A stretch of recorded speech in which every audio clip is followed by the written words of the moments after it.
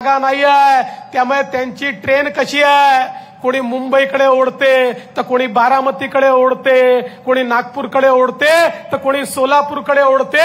त्यांचं इंजिन जागेहून हलतही नाही, डुलतही नाही, चालतही नाही, बोलतही नाही. अशा प्रकारची ठप्प इंडिया आघाडी. आणि त्यामुळे मी तुम्हाला विनंती करता आलो आहे, अरे किनवट असेल, हिंगोली मतदारसंघ असेल, जनसामान्यांना सोबत घेऊन पुढे जायचं आहे.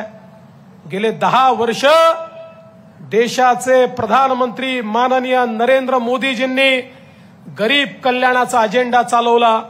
आज आपण पाहू शकतो गरीबाला मोठ्या प्रमाणात मोदीजींनी या ठिकाणी मदत केली. मोठ्या प्रमाणात गरीबाचं कल्याण आज या ठिकाणी मोदीजींच्या माध्यमातून झालेलं आपण बघितलं.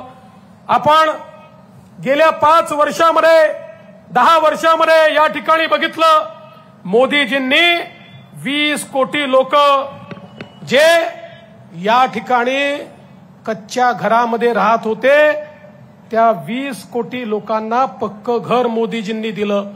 अगदी आपल्या हिंगोलीचा विचार केला तर इथे देखील 54,000 कुटुंब म्हणजे 2 लाख लोकांना पक्क घर हे मोदीजींनी या ठिकाणी दिलं.